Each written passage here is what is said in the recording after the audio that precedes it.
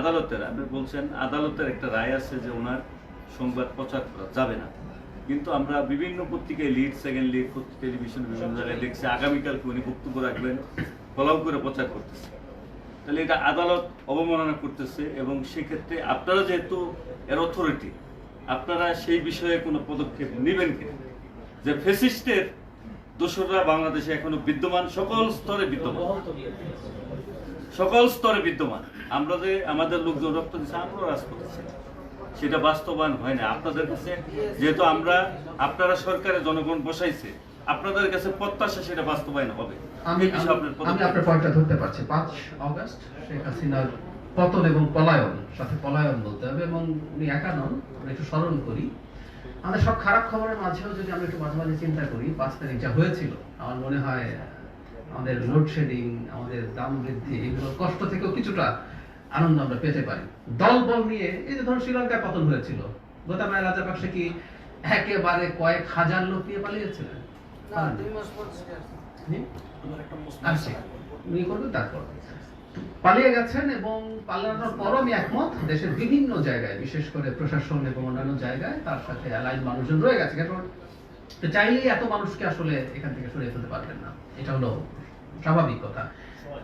15 বছর তো গড়ছে, 15 বছরে আপনি উপরের দিকে যত অফিসার্স গেছেন বিভিন্ন লেভেলে, এটা খালি এই ব্যুরোক্রেসির কথা হচ্ছে, সরকারের বিভিন্ন পর্যায়ে যারা গেছেন তারা 15 বছর ধরে সব ওই জায়গাগুলো নিয়েছেন। এখন এই জায়গাগুলো রিপ্লেস করা আসলে খুব সোজা না। আমি নিজে এখন আসতে গিয়ে দেখি, ধরুন আমি এভাবে বলি, একজন খুব জুনিয়র একজন যিনি প্রমোশন পান না, তাকে আপনি প্রমোশন দিচ্ছেন, একটু ফাস্টার করবেন, কিন্তু তারও তার দক্ষতা তৈরির প্রশ্ন আছে।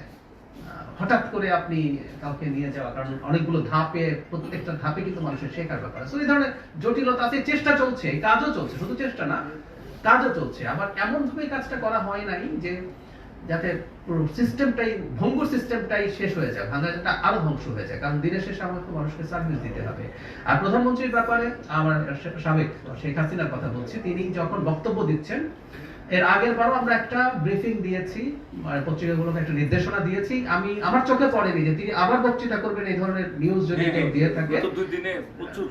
দিয়েছে, কালকে করবে। এটা যদি কেউ আগাম জানায় এবং সেটা পাবলিশ করে, এটা অবশ্যই আদালতের রায় ভায়োলেট করা হবে। আমরা এই ব্যাপারে ব্যবস্থা নেব। আমরা আগের বার একটা সতর্কতা দিয়েছিলাম, আপনাদের নিশ্চয়ই মনে আছে, আপনাদের মানে যারা করেছেন তাদের ব্যাপারে। আমরা এবার আবার স্মরণ করিয়ে দেব যে এই কাজ কেউ যেন না করেন, এটা থেকে বিরত থাকেন, কারণ এটা আদালতের নির্দেশ আছে। আমাদের সরকার কিন্তু আদালত নয়, আমি আগে একবার বলেছিলাম। কেউ যদি সংক্ষুব্ধ হন শেখ হাসিনার বক্তব্য প্রচারে বাধা দেয়া ভুল হচ্ছে, তার বক্তব্য প্রচারিত হতে দেওয়া উচিত, কেউ যদি মনে করেন, তিনি কিন্তু আদালতে যেতে পারেন, ওই রায়টাকে চ্যালেঞ্জ করতে পারেন। বাট আনলেস আদালতে এরকম একটা রায় দিচ্ছে, এটা মেনে চলা প্রত্যেকটা প্রতিষ্ঠান, প্রত্যেকটা ব্যক্তির জন্য কর্তব্য। এবং সরকারের কাজ হচ্ছে আদালতে যে সিদ্ধান্ত আছে সেটা এক্সিকিউটেড হচ্ছে কিনা। সরকার তো এক্সিকিউটিভ, সেটা ব্যাপারে ব্যবস্থা নেবে। আপনাকে বলার জন্য ধন্যবাদ। আমি এই ব্যাপারে নিশ্চয়ই আমরা আবার একটা সবাইকে স্মরণ করি। আসছি, উনি একটা প্রশ্ন করতে চেয়েছেন মনে হয়, তারপর আপনাকে আলাদা থেকে প্রশ্ন করতে চাচ্ছি।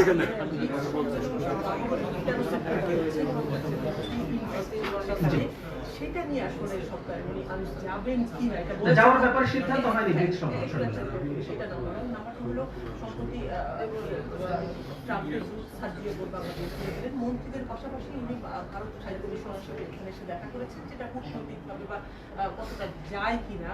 এবং আমরা শুনেছি এটা সত্যি, আপনারা আরো জানবেন যে উনি সাবির হোসেন চৌধুরীর সাথে দেখা করেছেন। আগামীকাল 5 আগস্ট শেখ হাসিনা ভার্চুয়ালি বক্তব্য দিবেন, এমন তথ্য আছে। সবকিছু মিলিয়ে দেশের ভূ রাজনীতি কোন দিকে যাচ্ছে? আসলে সরকার কি আসলে ভূ রাজনৈতিক ভাবে কোন রকম স্ট্রেচে আছে বা কি হচ্ছে? আমি মনে করি না সরকার ভূ রাজনৈতিক স্ট্রেসে আছে কিনা। মার্কিন দূত যিনি এসেছেন, তিনি ভারতীয় হাই কমিশনের সাথে দেখা করেছেন, উনি ফিরে গেছেন, এবং খুবই ইন্টারেস্টিংলি তিনি বাংলাদেশ থেকে ভারতে গেছেন সরাসরি, এরকম কথাও দেখলাম কেউ কেউ লেখার চেষ্টা করেছে। আপনারা নিশ্চয়ই জানেন তিনি আসলে ভারতে নিযুক্ত রাষ্ট্রদূত, সাথে ওনার এক্সট্রা দায়িত্ব আছে। তো তিনি এসেছেন, এগুলোকে আমি আসলে খুব অন্য কিছু, অন্যভাবে দেখার কিছু নেই। কার সাথে পার্সোনালি দেখা করেছেন আমরা সরকারিভাবে যেহেতু ইনফর্ম নই, সে ব্যাপারে আমি মন্তব্য করছি না। সরকার জিওপলিটিক্যাল কোনো টেনশন বা চাপে নেই। শেখ হাসিনার বক্তৃতার কথা যদি বলেন 5 তারিখে, যেটাকে আপনি উল্লেখ করলেন, ব্যর্থের আস্ফালনের বেশি আমার কিছু মনে হয় না। মানে she wants to be relevant.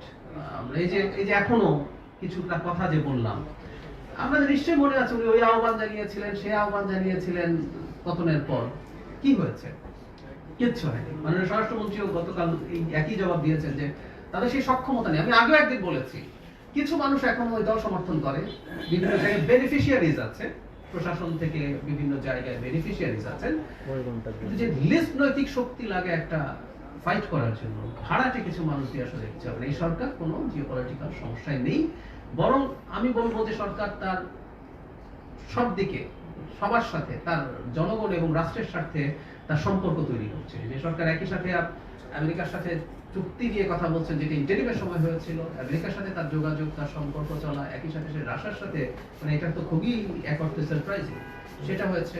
ইরানের সর্বোচ্চ ধর্মীয় নেতার মৃত্যুতে সেখানকার জেস্টার, ইন্ডিয়ার সাথে, চায়নার সাথে, সব দিকেই। তো আমি মনে করি না কোনো সংকট আছে। আর একটা কথা মনে রাখতে হবে, আগের সরকারের ডিলিং ছিল সে ক্ষমতায় থাকতে চায়, তার জন্য কিছু কিছু দেশের সাথে সম্পর্ক তৈরি করা। এই সরকারকে ক্ষমতায় থাকা বা দায়িত্বে থাকার জন্য জনগণ ম্যান্ডেট দিয়েছে, বিরাট ম্যান্ডেট দিয়েছে। So he has got the confidence.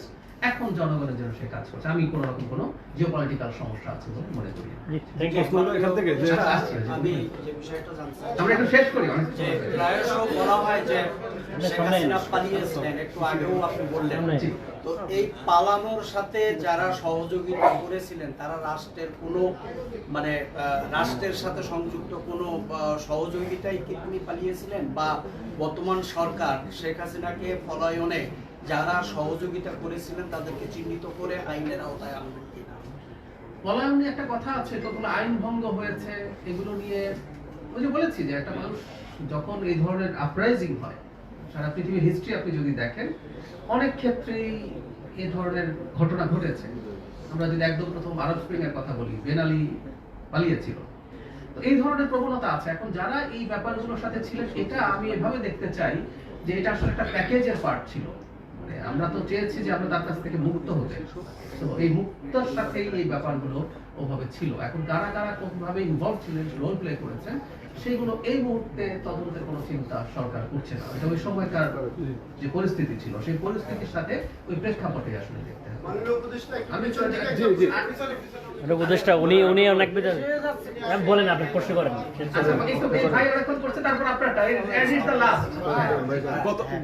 গত 2 বছরে সাবেক প্রধানমন্ত্রী শেখ হাসিনা ইন্ডিয়া থেকে প্রায় 20 বারের মতো ঘোষণা দিচ্ছেন দেশে আসবেন।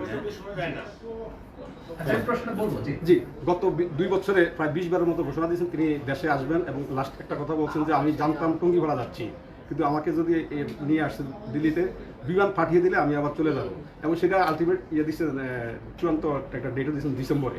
কারণ বর্তমান সরকার ওনাকে কিভাবে রিসিভ করবে? রিসিভ করে না, আমি আগে একটা যেটা জবাব দিয়েছি সেটা হচ্ছে মানে খুব হাস্যকর কথা। আমরা ওনাকে চাইছি আপনি আসুন, আমরা চাইছি না।